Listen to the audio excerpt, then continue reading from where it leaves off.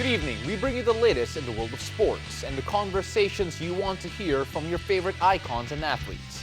I'm Paulo Del Rosario. In tonight's game plan, it's raining volleyball medals tonight as we talk to the bazooka, Brian Bagunas, about his Japan stint and his preparations for the upcoming SEA Games. Then we'll also roll over to the beach courts as we catch up with the country's finest, Cici Rondina and Bernadette Pons. And we'll also catch up with the karate hottie herself, UFC women's strawweight contender Michelle Waterson, in tonight's edition of Inside the Game.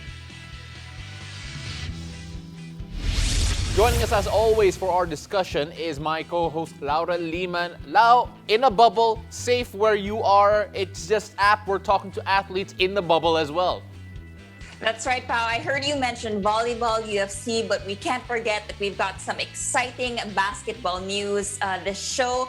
Now, the 2019 SEA Games gold medalist CJ Perez is no stranger to repping flag and country on the world stage. But with all his awards and accomplishments in basketball, his sights are set on the biggest goal of his career, to become an Olympian. Our correspondent Carlo Pamatuan caught up with Perez to talk about his preparation for the upcoming Olympic qualifier. He already represented the Philippines in the FIBA Basketball World Cup. He also won the gold medal in the first ever 3x3 competitions of the Southeast Asian Games. And now the goal, the target for CJ Perez is to become a Filipino Olympian. Before he debuts as a member of the San Miguel Beermen, Perez will first wear the country's colors once again. Malaking tulong kasi yun nga, nakikilala namin na isa't isa, nakapagkwentuhan kami. And yun nga, buti may Zoom workout kami. At least pagdating namin dito, kahit konti lang yung time na binigay sa amin, pero na-maximize namin kasi nakapag-foundation kami sa Zoom. Finding himself inside the Calamba training bubble is not new to him, as he also trained for the Gilas Pilipinas men's 5-on-5 team before the FIBA Asia Cup qualifiers in Qatar were cancelled. Perez has shown time and again that every time that his services are needed, he'll be there. Madami, katulad ng mga simpleng galaw nila, Josh, na usually hindi nagagawa sa 5-on-5.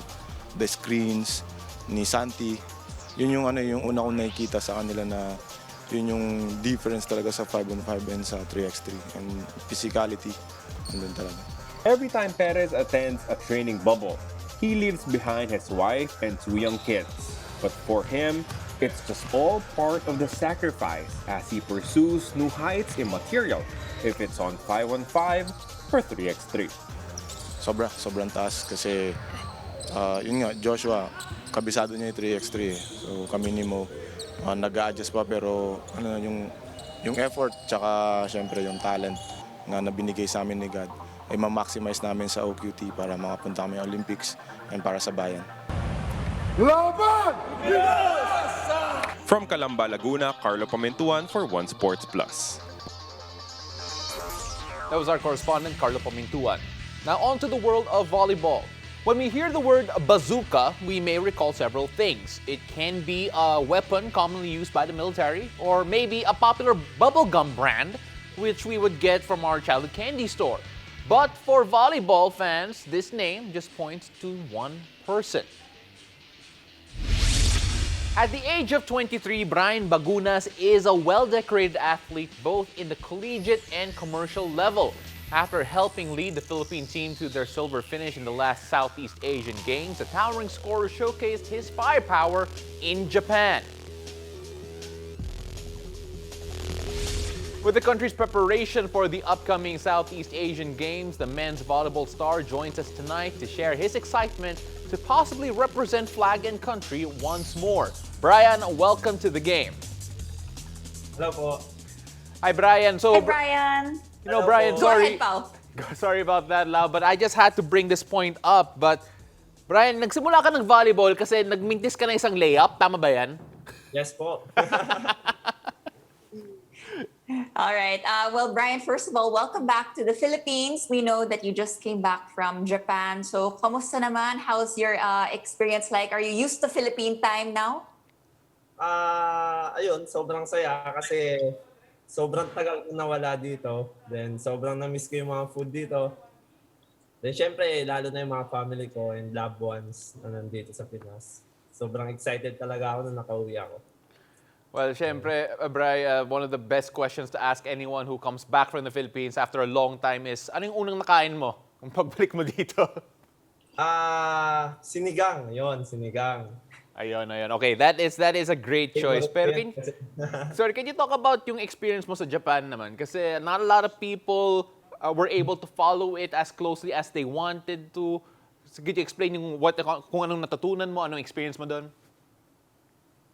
Para sa akin kasi yung Japan League kasi talagang more on talagang high class na kasi talaga siya kasi nandun na yung mga players na naglalaro sa mga Olympics. Like, yun nga, may nakakalaban ako mga 7-footer doon. Then sobrang advanced din talaga ng volleyball doon. Sobrang dami matututunan. Then pwedeng i-apply dito sa Pilipinas then para mas umangat din yung yung indoor volleyball dito sa atin sa Pinas. Ayun. Well, super saya kaming lahat na you're back in the Philippines and we're so excited that you're using your experience in Japan to bring back what you've learned here to our country. Pero balita namin, of course, you have an injury. So, kamusta naman ang injury mo and how is the recovery period been like? Yung injury ko nangyari yon yung last game ko na sa B-League doon sa Japan.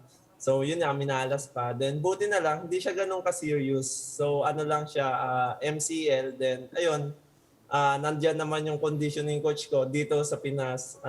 Medyo naagapan agad. So yun, ngayon, medyo nag-i-improve na siya. Nakakabalik na ako pa konti-konti. Pero dahan-dahan lang. Ayun. Brian, may timetable ka ba kung kailan ka magiging 100% ulit? Sa akin naman siguro pag nakapag-focus na ako sa rehab ko sa conditioning coach ko, kay Coach Luis, siguro mga 1 month maximum okay na yun. Kasi ngayon medyo nakaka-baby jump na ako, then nakaka-lateral na ako.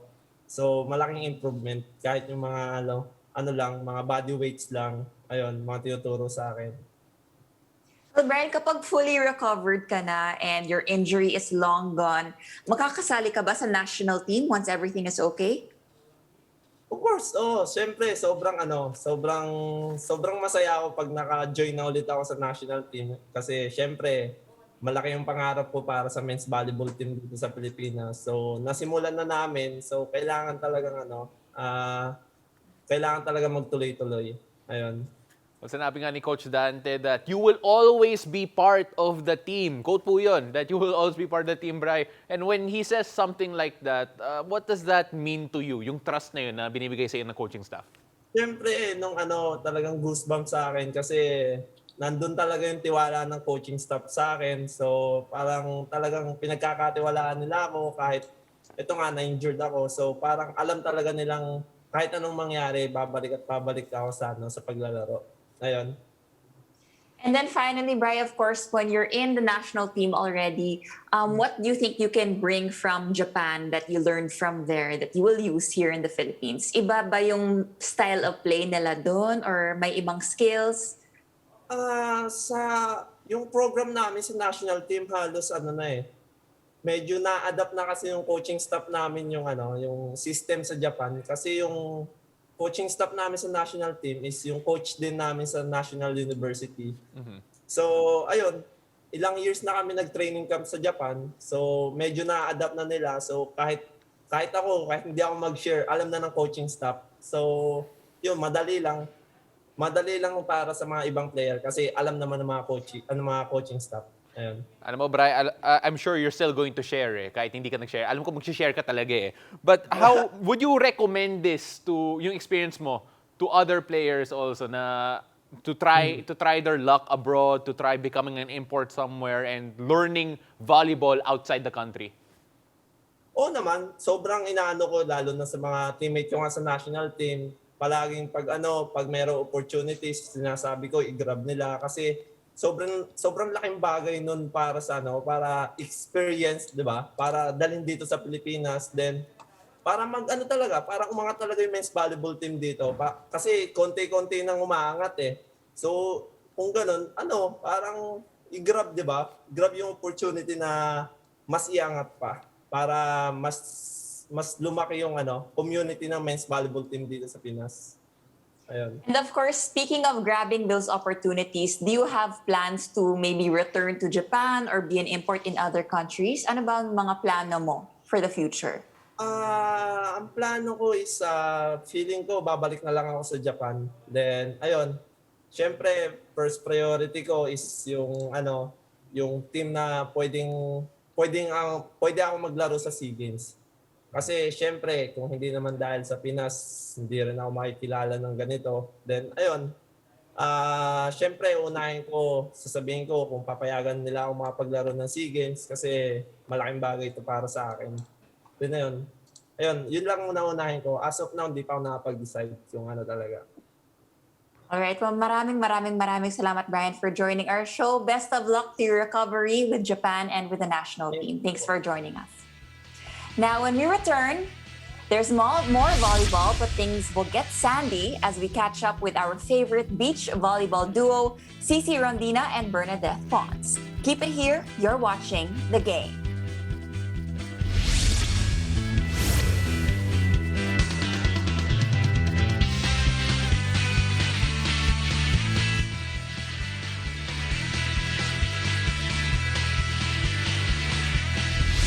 Welcome back to The Game. I'm Paulo Del Rosario. Batman and Robin, SpongeBob and Patrick, John Lloyd and Bea, Darna and Ding.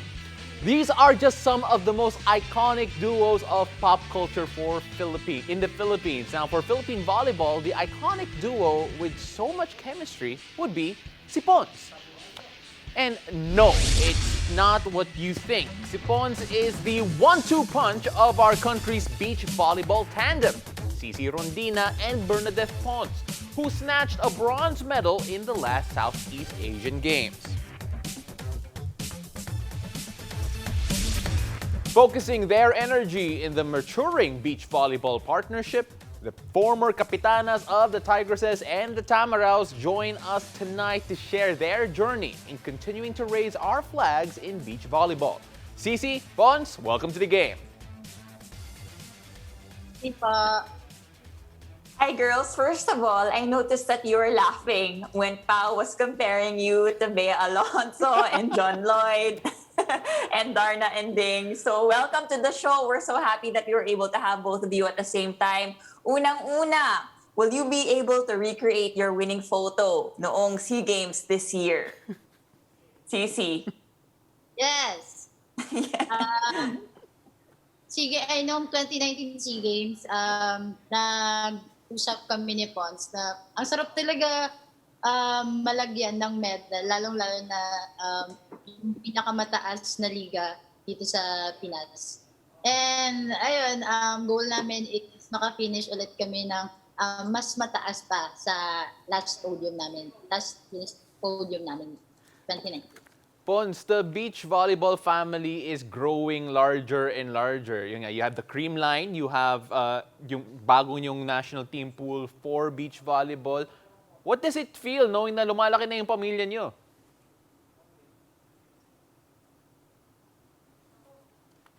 Sorry, Pons, naka-mute ka yata. Ayan. Hi po, good evening. Good evening. Ayun, sobrang nakakatuwa and nakaka-proud na sobrang napapansin na ngayon yung beach volleyball sa Philippines kasi 'di ba dati parang pag sinabi mong volleyball, indoor lang talaga yung nasa isip ng tao. So ngayon, nare-recognize na nila yung beach volleyball. So hopefully na magtuloy-tuloy pa and mas maging maganda pa yung beach volleyball dito sa Philippines. And we've also heard that you've started training for beach volleyball and that you're inside a special training bubble. So, Cici, can you tell us about that? Kamusta naman yung buhay mo dyan? Medyo sad lang onti kasi syempre hindi pa kami nakakapag-court bawal pa eh. Pero ang maganda kasi lang, sama-sama kami lahat. And di namin iniisip na kahit nasa loob lang kami, hindi kami nakakalabas. We still have the time na makapag-banding. And syempre, mas makilala pa namin yung isa't isa, lalong-lalo na sa partner ko. And ayun, dito kami nagbobola, dito rin kami nag-weights. And overall naman, sinamahan naman kami dito ng coach namin. Kaya nag-guide talaga kami sa lahat ng ginagawa. It's been more than a year since yung last competitive game ninyo. Kamusta naman yung experience nyo getting back on a sand court nung tryouts, Pons? Ayun, sobrang excite sobra kasi yun lang ulit yung time na nakapag-court kami. Sobrang, simula nung bumalik kami dito nung February, sobrang gustong-gusto na talaga namin mag-court kaso hindi pa pwede kasi nga dahil sa virus, so hindi pa pwedeng lumabas. So hindi kami nakapag-court talaga. Dito lang kami nagtitraining sa bahay. So sobrang na-excite kami nung pagsabi na magta-try out na kasi babalik kami ulit doon sa court kung saan nakuha namin yung bronze medal no last SEA Games. And sobrang naka-excite din na makalaro ulit yung mga ibang magagaling din na beach volleyball players dito sa Philippines. Oh, Pons, you mentioned other great beach volleyball players here in the country, but as we know, both of you are always partnered. So my question would be, what would happen if there was a day that came that you weren't partners? I mean, would it be weird being paired with somebody else? Mamamiss mo ba ang isa't isa, Cici? Bakit? Oo, parang gano'n na mamimiss namin yung isa't isa kahit one day lang. Kasi yung partnership kasi namin like kung ipa-partner mo ko sa iba, like mag-a-adjust din naman kami. Like, para ganun yung mangyayari. So medyo mahirapan, pero wala naman kaming pili. As long as magkikita kami, walang problema. Pero may anniversary date ba kayo? As in like yung day na nag-start yung partnership ninyo, Pons? Nag-start kami 2017 sa Petron pero hindi ko na matandaan kung anong date niya. Basta 2017, yung year lang. Okay. So 2017, since that time, can you talk bit about yung chemistry nyo, kung saan kayo nagsimula, and where are you now in terms of yung partnership ninyo? Cici? Nung nag-partner kami ni Pons, hindi na kami nahirapan kasi syempre madali na lang yung communication namin, and high school nagkalaban na kami sa palarong pambansa, and hanggang din si Pons kasi approachable, mabait, kalma lang. So hindi ka mahirapan like pag nakasama mo siya. And hanggang ngayon mas lumalim pa na yung namin, partnership and yung pagiging magkaibigan namin, like parang magkakapatid na kami dito.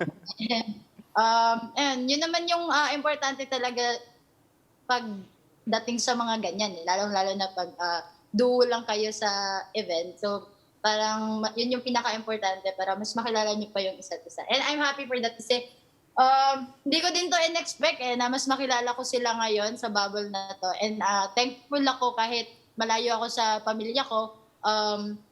Still, nabibigyan nila, parang binibigay nila yung kung ano yung mga namimiss ko sa probinsya namin. And ano lang kami, kung ano yung binibigay nila, yun din binibigay ko sa kanila. And Pons, para sa'yo naman, can you describe Cici to us as a teammate and as a friend? Ayun, kilala niyo naman lahat kung paano si Cici in and out the court. Yun, sobrang talaga niya, sobrang bait niya na tao ni Cici. Kahit halimaw lang yan sa court, pero pag sa labas ng court, sobrang bait niyan. Sobrang bilis mo lang siya ma-approach. And sobrang funny. Sobrang funny. Yun. Okay, so girls, last question for the day. I wish we had more time, sa totoo lang, kasi we've been putting your pictures beside each other and yung reactions niyo sa isa't isa, ibang klase talaga. But how bright is the future of Philippine beach volleyball, especially with yung setup niyo ngayon na concentrated kayo sa beach volleyball and may pool kayo na dedicated talaga for the future of national team beach volleyball? Cici? Ako, thankful ako sa bagong federation natin ngayon kasi lahat kasi equal yung pagbibigay ng support. And we're ano talaga, pumupursige talaga kami na kahit dati nga walang sumusuporta namin, basta makakalaro lang kami sa mga liga na kung saan kami nakakommit, saan kami maglalaro. Laro lang talaga kami ni Pons. Kasi yun talagang gusto namin. Hindi lang yung sport na gusto namin makilala. Gusto din namin maipakita kung ano yung nabibigay ni beach volleyball, hindi lang yung sa indoor. And ayun, praying na sana pagdating ng mga liga namin is mabigay pa namin yung best namin. And yun naman talaga yung goal namin ni Pons ngayon na every liga may lalong-lalo na sa international, kahit ganito lang kami physically, ipaglalaban namin yung beach volleyball ng Pilipinas and hindi namin ipapahiya. And syempre, gagawin namin yung best namin. Ako, sa sarili ko, ipupursige ko talaga itong beach volleyball. Kasi ito na lang yung nagbibigay sa amin ng ito na nagbibigay ng saya sa amin. So, yun yung goal namin ngayon. Sa lahat ng mga liga na sasalihan namin, dapat, hindi man dapat, pero praying na may maibigay kami and may maibalik kami sa Philippines. And ikaw naman, Pons, final message to your fans and everyone who's very excited for beach volleyball to grow in the country. Ayan, sa lahat ng beach volleyball fans, sobrang grateful kami sa inyo na nare-recognize nyo na ngayon yung beach volleyball na laro dito sa Philippines kasi dati hindi naman talaga napapansin yung beach volleyball. So ngayon napapansin na siya and hindi yun dahil sa amin, dahil din yun sa inyo. Yun, sobrang grateful kami kasi sa lahat ng mga laban namin, kasama namin kayo. And yun, sana patuloy niyo pa rin kaming suportahan sa lahat ng mga liga namin dito sa Philippines and outside, lalo na sa darating na SEA Games ngayong November. Yeah. All right, maraming salamat, Cici and Bernadette. Best of luck in your beach volleyball journey. Yun po. Now, after the break, we'll check in with the Karate Hate, UFC Women's strawweight contender Michelle Waterson, as she gets set for another main event at UFC Fight Night. Stay tuned, you're watching The Game.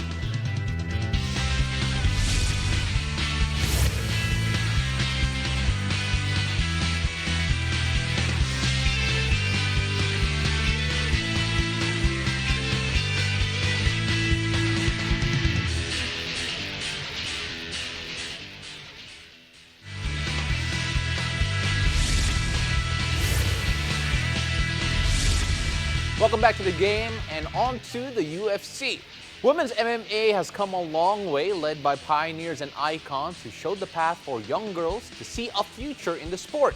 Among them is 35-year-old UFC strawweight contender Michelle Waterson, who kicked down barriers on her way to several main event bouts under her resume. The one and only Karate Hottie caught up with Carlo Pamintuan, and she shares her excitement for her upcoming bout in this latest edition of Inside the Game.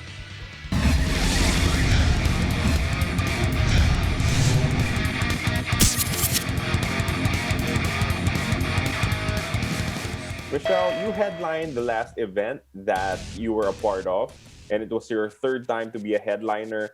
What does it mean to you when you are given the opportunity to be the closer of a show? I do feel incredibly blessed. I love that the UFC, puts faith in me, and knows that, I'll close the show. Michelle, women's fights are getting more and more attention, and deservedly so. Do you think that this will lead to more young girls deciding to pursue a career in martial arts? Absolutely, 100%. There's so many young women pursuing martial arts. It was just, there was no platform for them to see themselves, in the future. It wasn't kind of like they could turn on the TV and watch somebody and say, I want to be like her when I grow up. And so, or at least that was what it was for me. For me growing up, I idolized the Power Rangers and Mortal Kombat and, Ninja Turtles and Sailor Moon. Those are my heroes. And so actually having professional mixed martial arts athletes out here pursuing their dreams and being able to put my martial arts career to use, I definitely believe sends a big motivation to all other young women out there. You have been in the fight game for so long. You've been introduced to martial arts at a very young age. But getting into the UFC, what was the big difference for you in being promoted as a fighter? Why did you, decide to stick around and that this is the best way to really use that martial arts skill that you have, accumulated throughout the years? There is nothing else that I have experienced in my life other than maybe childbirth that has really forced me to face my fears and conquer my demons. Being a contender in the strawweight division, I'm guessing that you paid a lot of attention in the recent fight between Rose Namajunas and Zhang Weili. But first of all, what did you think of the fight? And second, were you a little bit jealous that they got to fight in front of 15,000 people? Oh yeah, absolutely. All of those things that you said are all very true. I was paying very close attention to those ladies. It was a very exciting fight to watch. And yes, I was jealous of everybody fighting on that card. You could just see that the fighters were so electrified by the crowd and were able to really absorb all of their energy and put it into their fights. And their fights showed, man, top to bottom. Every single fight was so entertaining. I do, and I feel for Weili because I've been in her position before where you have this huge opportunity, this huge fight camp, and you put your heart and soul into it, and then it's taken away from you from a very precise move, and so that's the fight game, and I honestly thought it was gonna be a war like it was with Weili and Joanna, but Rose was able to capture a very, very huge moment, and I'm very happy for her too. She did it so beautifully that you can't be mad for her finish. You are fighting over the weekend, and we know that the situation is still very fluid in terms of the cancellation of the supposed main event. But how has your training been? What are the preparations that you've pulled off, heading into this fight? Preparations have been great. We've been just doing what we can. You can't overtrain because then your body doesn't recover. Then you're not able to lose the weight that you need to. Obviously the weight isn't such an issue for myself because we're moving up a weight class. But I stay active. And I think the most important part when you're taking such a last minute fight is that you're mentally stable, is that you're mentally confident that you go into the fight with 100% absolute certainty that you're going to win, and I wouldn't have taken the fight. I wouldn't have said yes with a week's notice unless I was 100% confident in myself and winning the fight. So in terms of just getting that call, how quickly did you decide to take on the challenge? Did you have to talk to a few people first, or did you just straight up say yes when you received that call? I think I had to know that I was confident enough to do it myself first. So when, my husband told me, I kind of was just like, stop playing with my emotions because, I was, like you said, I was a bit envious that Rose and Weili had fought in front of that crowd, and I kind of wanted to be in there myself.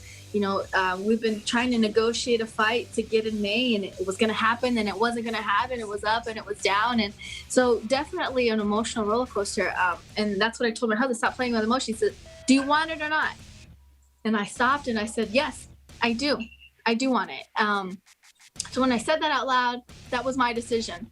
But, I never accept a fight until I've talked to all my coaches and until I know that all of us are 100% on board and on the same wavelength. So, we reached out to all my coaches. We reached out to strength and conditioning coach. We reached out to my nutritionist to see if it was something that was even feasible that we could do in a week. And then everybody had the thumbs up. So then we said, let's go. You are definitely a trooper for accepting a fight in a week's notice. Michelle, thank you so much for the time. Of course. Thank you.